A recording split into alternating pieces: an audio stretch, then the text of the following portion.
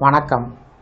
இந்த வீடியோவில் சற்று முன் ரூபாய் 2500 மகளிர் உரிமைத் தொகை புதிய மாற்றம் ஹாப்பி நியூஸ் சார்ந்து தகவல்கள் வெளிவந்திருக்கிறது.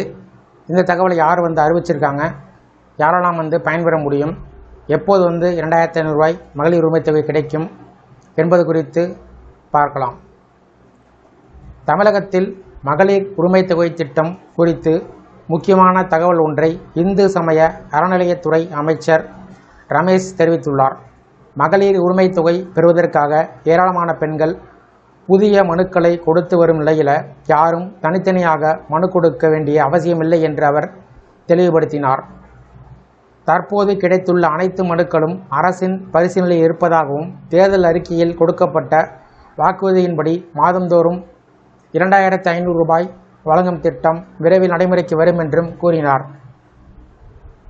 முதல்வர் விஜய் இந்த திட்டத்தை அதிகாரபூர்வமாக தொடங்கி வைக்கும் போது தற்போது ரூபாய் 1000 பெற்று வரும் பயனாளிகள் மட்டுமில்லாமல் இதுவரை எந்த தொகையும் பெறாத தகுதியான குடும்ப தலைவிகளின் பெயர்களும் தானாகவே பட்டியலில் சேர்க்கப்பட்டு அனைவருக்கும் பணம் வழங்கப்படும் என்று நம்பிக்கையை அவர் கொடுத்தார்.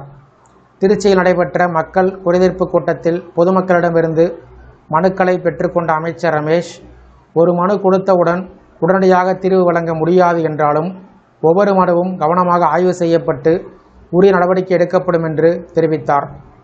பொதுமக்கள் பெரும்பாலும் அடிப்படை வசதிகள் தொடர்பான கோரிக்கைகளையே முன்வைப்பதாகவும் அந்த கோரிக்கைகளை விரைவாக நிறைவேற்ற அரசு முயற்சி மேற்கொண்டு வருவதாகவும் கூறினார்.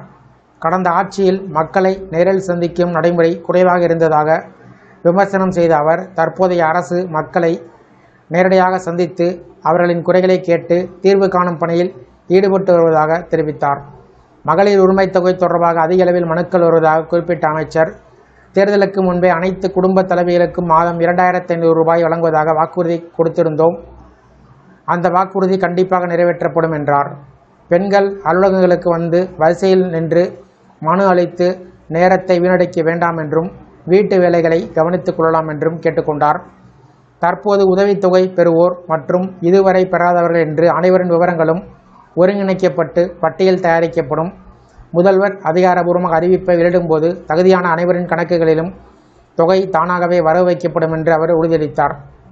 மேலும் மாநில பட்ஜெட் இன்னும் தாக்கல் செய்யப்படவில்லை என்றும் விரைவில் தாக்கல் செய்யப்படும் பட்ஜெட்டில் 2500 ரூபாய் மகளிர் உரிமைத் தொகை திட்டம் குறித்து முக்கிய அறிவிப்பு வெளியாகும் என்ற எதிர்பார்ப்பையும் அமைச்சர் வெளிப்படுத்தினார். பொதுமக்கள் வழங்கிய அனைத்து மனுக்களையும் தாமே நேரடியாக ஆய்வு செய்து சம்பந்தப்பட்ட அதிகாரிகளிடம் அனுப்பி உடனடியாக செய்யக்கூடிய பணிகளை விரைவாக செய்து முடிக்க நடவடிக்கை எடுக்கப்படும் என்றும் அவர் தெரிவித்தார். மொத்தத்தில் மகளிர் உரிமைத் தொகை திட்டம் தொடர்ந்து செயல்படும் என்றும் 2500 ரூபாய் வழங்கும் புதிய திட்டம் தொடங்கப்பட்டவுடன் தகுதியான எந்த பெண்களும் விடுபட மாட்டார்கள் என்றும் தனியாக மனு அளிக்க வேண்டிய அவசியமில்லை என்றும் அமைச்சர் ரமேஷ் மீண்டும் உறுதிப்படுத்தியிருக்கிறார். இந்த வீடியோ குறித்த உங்களுடைய கருத்துக்களை கமெண்ட் செக்ஷனில் கமெண்ட் பண்ணுங்கள். இந்த வீடியோ பிடிச்சிருந்தா வீடியோக்கு லைக் பண்ணுங்கள். இந்த வீடியோவை அனைவருக்கும் ஷேர் பண்ணுங்கள். நன்றி.